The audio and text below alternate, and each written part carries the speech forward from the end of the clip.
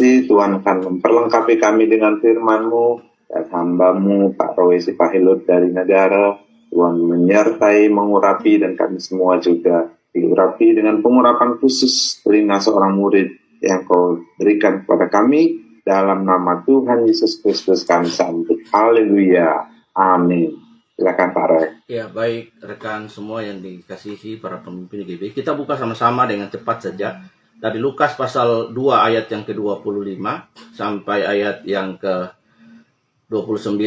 Di situ dikatakan, adalah di Yerusalem seorang yang bernama Simeon. Ia seorang yang benar dan saleh yang menantikan penghiburan bagi Israel. Roh Kudus ada di atasnya, dan kepadanya telah dinyatakan oleh Roh Kudus bahwa ia tidak akan mati sebelum ia melihat Mesias, yaitu Dia yang diurapi. Ia datang ke bait Allah oleh Roh Kudus ketika Yesus anak Allah itu dibawa masuk oleh orang tuanya untuk melakukan kepadanya apa yang ditentukan hukum Taurat, disunat pada hari yang ke-8. Ia menyambut anak itu dan menatangnya sambil memuji Allah, katanya, sekarang Tuhan, biarkanlah hamba-Mu ini pergi dalam damai sejahtera sesuai dengan firman-Mu.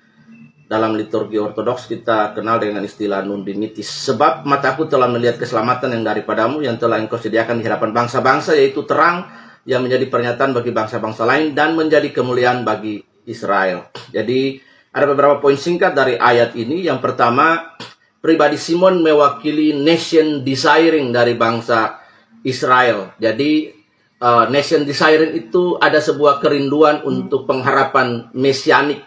Tetapi hanya Simon yang mengerti pengharapan mesianik, karena Simon punya sharpness spiritual discernment, roh yang tajam untuk mengenali spiritual sharpness to know about the God season yang datang untuk melawat bangsa Israel. Mengapa orang Israel secara umum tidak mengenali waktu Allah melawat mereka? Karena Hosea pasal 4 ayat 6 firman Tuhan dengan jelas berkata bahwa my people is perished because they have the knowledge of God. Umatku binasa karena mereka tidak punya pengetahuan.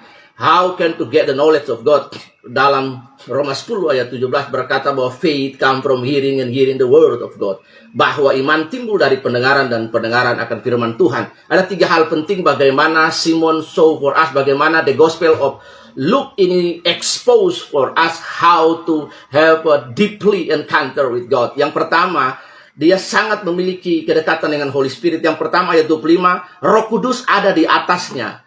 Ciri Alkitab Lukas, Injil sinopsis ini mengekspos bagaimana karakter Lukas. Dia berkata bahwa Lukas adalah seorang yang benar dan orang yang saleh atau syadik.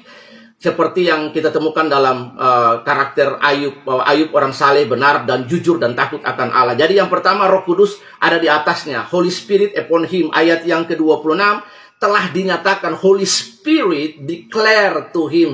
Holy Spirit give a revelation to him. Nah, ini Roh Kudus ada di atasnya. Roh Kudus menyatakan kepadanya. Dan ayat 27, Holy Spirit bring him to the temple of God. Bayangkan ketiga hal ini. Simon memiliki spiritual sharpness yang kita kenal dengan istilah spiritual discernment, ketajaman spiritual untuk memindai, untuk melihat, untuk mengamati peristiwa bagaimana Allah bekerja dalam nation, dalam bangsanya. Habakuk berkata, Tuhan, perlihatkanlah kemurahan-Mu dalam lintasan tahun, supaya aku dapat bertemu. Habakuk naik di tempat yang tinggi, dia berdoa, dia melihat. Jadi kalau kita mau dapat mengalami lawatan Tuhan, mari seperti Simon. Dan Simon adalah pribadi yang bertemu secara fisik dengan Tuhan Yesus. Lalu ayat yang ke-29 dia berkata, sekarang Tuhan biarkanlah hamba-Mu pergi. Kata pergi di situ artinya Tuhan biarkanlah hamba-Mu mati, hamba-Mu pulang dalam damai sejahtera. Artinya nundimiti, setiap orang Kristen harus mengakhiri hidupnya dengan berjumpa dan bertemu dengan Tuhan Yesus sebagai Kai Alpha to Omega. Tuhan Yesus memberkati kita. Shalom dan selamat pagi.